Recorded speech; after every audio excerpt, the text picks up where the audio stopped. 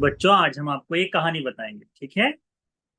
बड़ी सुंदर कहानी है, इसको ध्यान में रखना। तो कहानी सुनने से पहले धम्मपति गाथा को सुनो और तुमको भी धम्मपति गाथा को बोलना है। पहले मैं बोलता हूँ, फिर उसका अर्थ बताता हूँ और फिर तुम भी उसको बोलना है। भगवान ने ये धम्मपति गाथा 25 नंबर की गाथा है ये धम्मपति, तो उसको सुनो फिर उसका अर्थ भी सुनना, ठीक है। क्या है? उत्थानेन पमादेन संयमेन दमेन च दीपंकैरात मेधावी यं योगो नाभिकीरति। क्या है ये गाथा? उत्थानेन पमादेन संयमेन दमेन च दीपंकैरात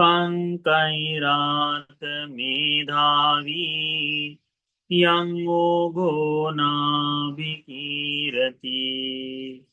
कहते हैं इसका मतलब होता है कि ये जो प्रज्ञावान व्यक्ति है, मेधावी मनुष्य है, बुद्धिमान आदमी अप्रमादी होकर उद्योग करता हुआ, प्रयास करता हुआ अपने इंद्रियों का दमन करता है।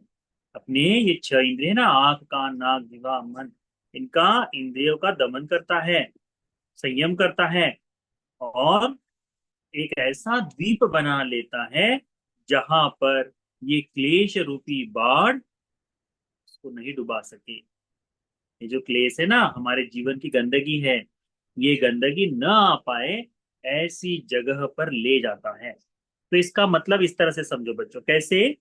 अब आप देखो कि आप जब बैठे रहते हैं तो हमेशा आपके मन में अच्छा चलता है क्या? नहीं ना। कभी मस्ती करने की इच्छा होती है, कभी झूठ बोलने की इच्छा होती है, कभी मारा पीटी करने की इच्छा होती है ना। झगड़ी झगड़ा करते हो कि नहीं? ठीक।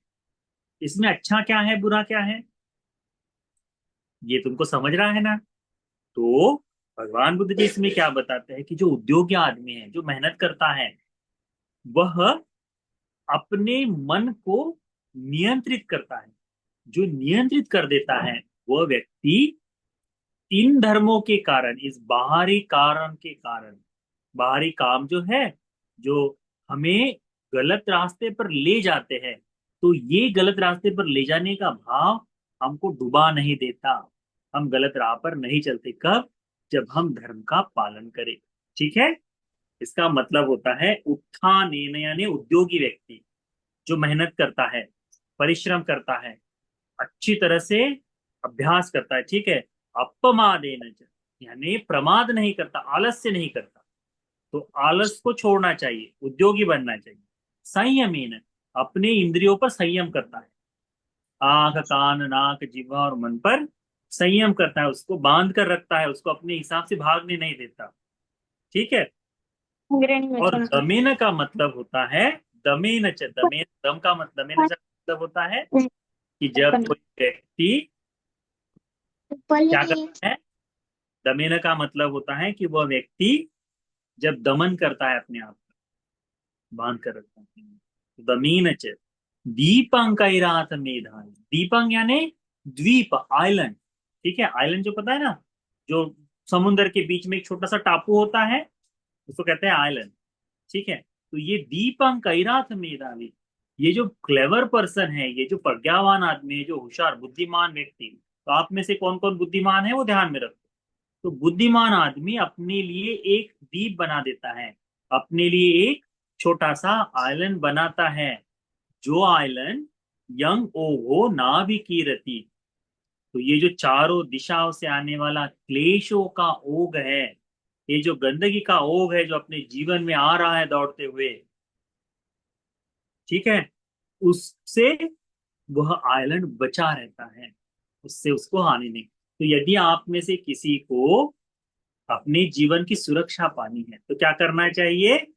आपको अप्रमादी बनना चाहिए, उद्योगी बनना चाहिए, आपको अपने मन पर काबू पाना चाहिए, संयम से जीना चाहिए, अच्छी तरह से पढ़ाई करनी चाहिए और अपने लिए खुद के लिए सुरक्षा का स्थान बनाना चाहिए। तो इसके लिए कहानी बताएं भगवान बुद्ध जी धम्मपद में।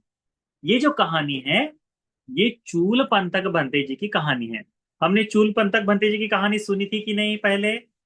कि दो भाई होते हैं, उसमें एक बहुत बड़ा भाई छोटा भाई, दोनों प्रवजित होते हैं, और दोनों प्रवजित होने के बाद छोटे भाई को बिल्कुल याद नहीं रहता, कुछ भी याद नहीं होता।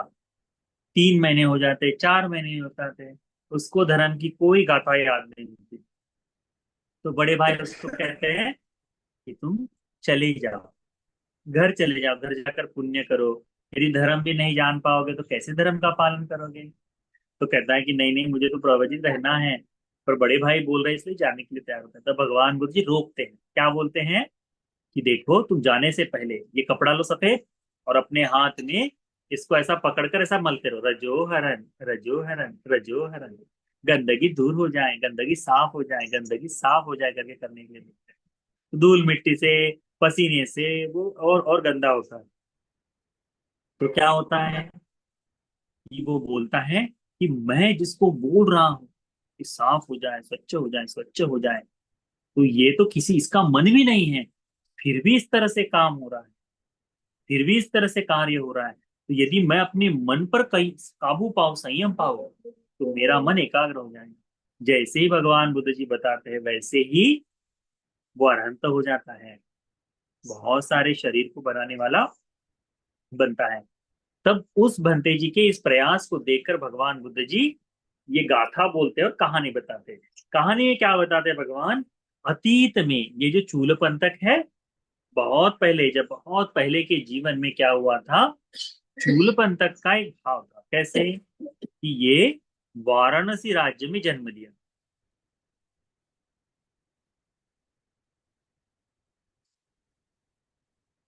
सॉरी, वाराणसी राज्य में जन्म लिया। वाराणसी राज्य में जन्म लेकर तक्षशिला नाम का एक यूनिवर्सिटी है, एक बहुत बड़ा कॉलेज है जो भगवान के समय में चलता था, उसके बाद भी चलता था। अभी भी पाकिस्तान में आता है तक्षशिला, बहुत अच्छा है शहर। तो उस तक्षशिला में पढ़ने के लिए जाया करते थे बड़े बड़े लोग। तो राजा लोग जाया करते थे, राजकुमार जाया करते थे, या फिर बड़े मंत्री संतरी, जो ऐसा है इंडिया में जो बड़े बड़े कॉलेजेस है ना, जैसे विदेश में हम कॉलेज कहते हैं, तो कहते हैं ना कैम्ब्रिज यूनिवर्सिटी, हार्वर्ड यूनिवर्सिटी, नाम सुनोगे तुम अपने पापा को, है ना, येल यूनिवर्सिटी, ये बड़े बड़े। बाबा साहब कैसे कैम्ब्रिज में पढ़े थे, है ना, कैम्ब्रिज यूनिवर्सिटी में पढ़े थे ना बाबा साहब, वैसे। तो ऐसे बड़े बड़े यूनिवर्सिटी थी, तो तक्षशिला नाम की यूनिवर्सिटी थी जहां बुद्धिमान लोग जाया करते थे। तो वहां पर एक तरुण व्यक्ति जो थोड़ा सा है, उसको याद नहीं होता था। तुम लोगों में याददाश्त किसकी कमजोर है? हाँ, तुम यदि पढ़ाई करने के लिए बोलो तो मम्मी पापा क्या बोलते हैं? इसको कितना भी समझाओ इसे बिल्कुल याद नहीं रहता, कमजोर है कहते हैं, बोलते हैं कि नहीं? ऐसे व्यक्ति को, तो ये जो लड़का है ये थोड़ा सा कमजोर रहता है, उसको याद नहीं होता, उसकी पढ़ाई अच्छे से नहीं होती। तब वह, परंतु क्या है, बहुत ही होनहार छात्र है, बहुत ही अच्छा छात्र है। क्या करता है वह? अपने गुरु की सेवा करता है, उनके पैर दबा देगा, उनको पानी ला के देगा, उनकी रूम साफ कर देगा।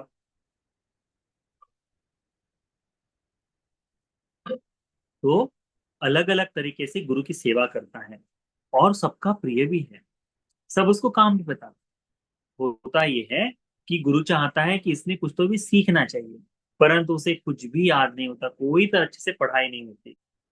तो उसको लगता है कि मैं यहाँ 3-4 साल अभ्यास किया, पढ़ाई किया, मुझे कुछ नहीं हो रहा, तो मुझे ये छोड़कर चले जाना चाहिए। गुरु भी चाहता है कि मेरे शिष्य पर जो इतनी सेवा किया, इसने कुछ न कुछ पाना चाहिए, इसने कुछ न कुछ धर्म का बोध करना चाहिए। तो होता क्या है कि वह गुरु जो है उस छात्र को बुलाता जाते समय कि बोलता, इधर आओ, मैं तुमको एक मंत्र सिखाता हूँ, उस मंत्र को अच्छी तरह से याद कर लो, और इसको भूलना नहीं, इसलिए डेली घर में जाकर इसका पठन करो, इसको रोज बोलना है। तो कहता है ठीक है, अब गुरु बता रहे तो चलने। गुरु क्या बताते हैं मंत्र? कहते हैं रगड़ते रहो, रगड़ते हो, रगड़ते हो। तुम क्यों रगड़ते हो, इसका कारण मैं जानता हूं। क्या बताते हैं मंत्र? रगड़ रहे हो, रगड़ रहे हो, ये क्यों रगड़ रहे हो, इसका कारण मैं जानता हूँ। ये मंत्र बताते हैं। अभी अब देखो, हमको कोई बोले तो ये मंत्र जैसा लगता है क्या? नहीं लगता ना मंत्र। परंतु गुरु बताता है कि मंत्र है करके। तो मंत्र बताता है, क्या बताता है? घट्टे सी किंकार ना घट्टे सी, अहं पितं जानामि जानामि। तुम रगड़ते रहो, रगड़ते हो, रगड़ते हो, क्यों रगड़ते हो, ये मैं जानता हूँ, अच्छे से जानता हूँ करके कहता है। तो गुरु ने बताया, तो याद कर लेता है। याद करने के बाद ये बच्चा जो है, ये जो नया नया लड़का जो है, ये राज्य में वापस चले जाता है। उस गांव में एक राजा रहता है। जो राजा है, वाराणसी का राजा जो है, वाराणसी का राजा एक दिन सोचता है कि आज मैं गांव में वेश बदल के चलूं और पता करूं कि लोग मेरे बारे में अच्छा बोलते हैं या बुरा बोलते हैं। तो कैसे पता चलेगा? राजा प्रजा के सामने पूछेगा, तुमको राजा कैसा लगता है, तो क्या बताएंगे? अच्छा लगता है बोलेंगे। मुंह पर थोड़ी ना बोलने वाले तुम। नहीं तो राजा तो जेल में डाल देगा, मार देगा, है कि नहीं? राजा का काम ही ऐसा है कि तुम उसके विरोध में कुछ बोलो तो क्या करेगा? तुमको जेल में डाल देगा, है ना? तो अतीत के राजा भी करते थे, आज वर्तमान के राजा भी यही करते हैं। ठीक है? तो जेल में डाल देगा, इसलिए डर लगता है, कोई नहीं बताता। तो राजा अपना वेश बदल के, अलग से कपड़े, साधारण कपड़े पहनकर राज्य में घूम रहा है। जब गांव में, देश में घूम रहा है, तब उसको पता चलता है, राजा को, कि राज्य में दो चोर, डाकू जो है, चोर जो है, वो घर के दीवार को तोड़कर घर के अंदर का सारा सामान चोरी कर लेते हैं, सेंध लगाते हैं।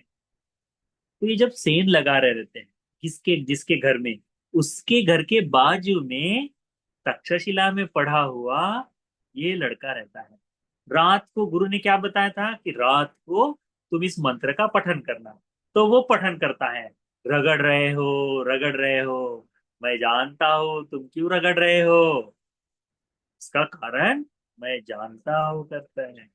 तो चोर लोग जो खींच रहे थे, इधर से उधर सामान खींच रहे थे, तो रगड़ने की आवाज आती है। तो दीवार तोड़, रगड़ने की आवाज आती है। तो चुपचाप हो गए। अरे देखो, ये बाजू वाला आदमी जान गया है हम इस घर में चोरी कर रहे हैं। वैसे ही सारा सामान छोड़ के चोर लोग भाग जाते हैं। भाग गए। जब भाग रहे हैं, तो राजा वेश बदल के घूम रहा है।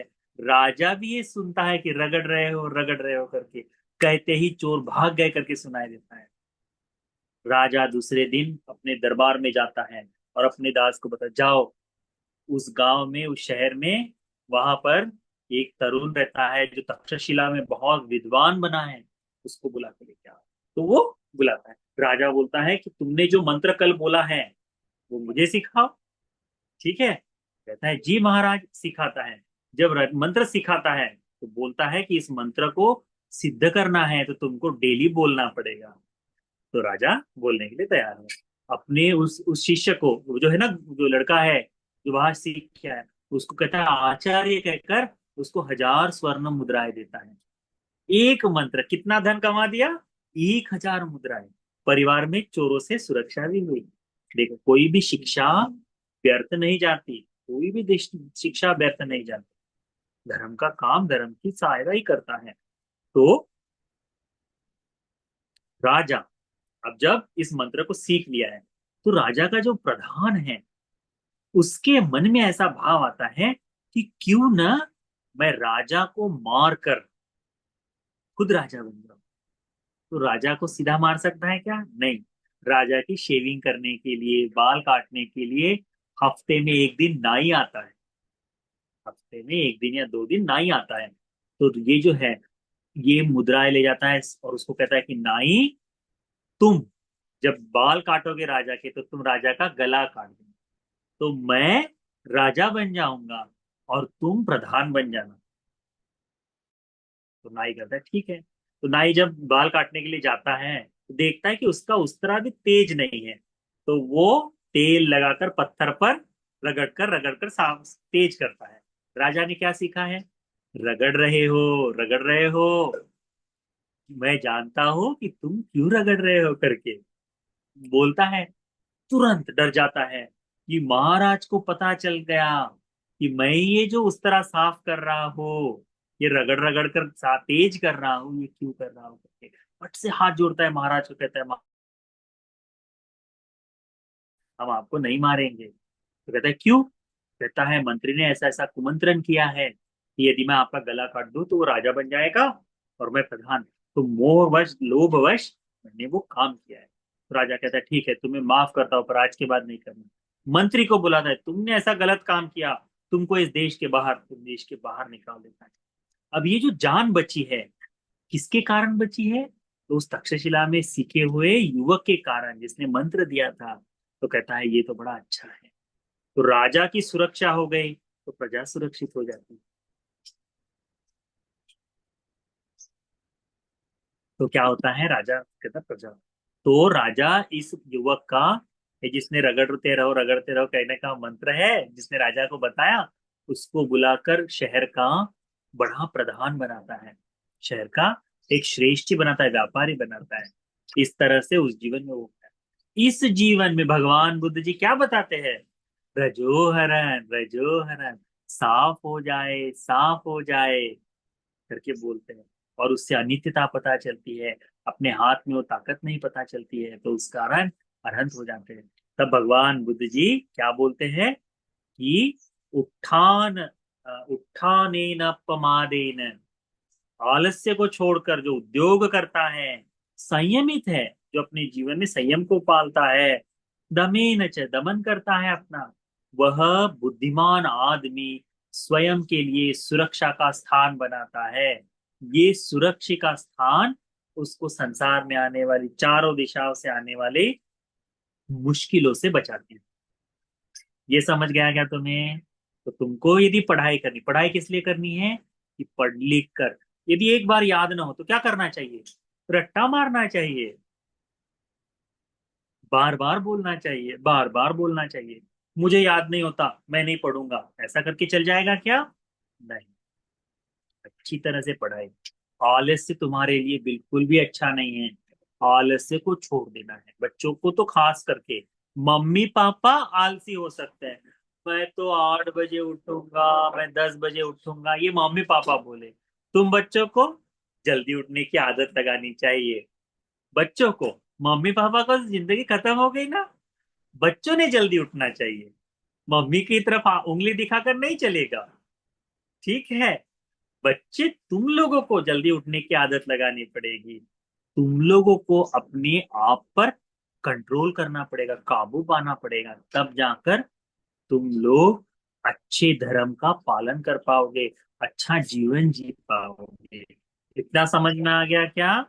तब भगवान कहते हैं कि उस समय जो मंत्र दिया था इस चूल पंथ सेट्टी को, वो मंत्र देने वाला मैं ही था। उस मंत्र के कारण उसकी तब सुरक्षा हुई। आज मैंने उसको मंत्र दिया है, आज मैंने उसका धर्म का उपदेश दिया है, तो वो सदा के लिए इस संसार के भव बंधन से, दुखों से मुक्त हो गया है करके भगवान बताते हैं। इतना समझ में आया? तो इस बात को अच्छी तरह से ध्यान रखो, ठीक है? ये कथा जो है चूलपंथक भंते जी की ही कथा है। चूलपंथक तेरवत को कहते हैं उसको। इस कथा में बताया है कि कैसे कोई, हाँ मुझे नींद आ रही ना तो कैसे कोई अप्रमादी होकर आलस को छोड़ दे और अच्छी तरह से मेहनत करे, तो अपने जीवन में आने वाली सारी बाधाएं जो है, मुश्किलें जो है, तकलीफें है, इन सबको दूर कर सकता है। तो तुम बच्चों के जीवन में सारी खुशियां क्या ला सकता है? तुम्हारा धर्म का अभ्यास। तुम कैसा जीवन जियोगे, ये तुमको सक्षम बनाएगा, तेज बनाएगा। ठीक है? आज के लिए इतना काफी है। समझ में आ गया क्या सबको? ठीक। तो ये जो कहानी, इसको फिर से एक बार सुन लेना, तो अगले हफ्ते हम लोग तब अगले हफ्ते मैं तो बुद्ध विहार में रहूंगा, दिल्ली में रहूंगा, तो मेरे पास समय भी रहेगा। तब हम लोग आप लोगों से 10-15 मिनट ज्यादा बात कर लेंगे, ठीक है? ठीक। तो आज के लिए इतना काफी है। ये जो धर्म का उपदेश, गाथाएं हैं, धर्म का पालन है, तो को भगवान बुद्ध जी का शिष्य बनाने के लिए, धर्म के रास्ते पर लाने के लिए उपकारी हो जाए। साधु, साधु, साधु।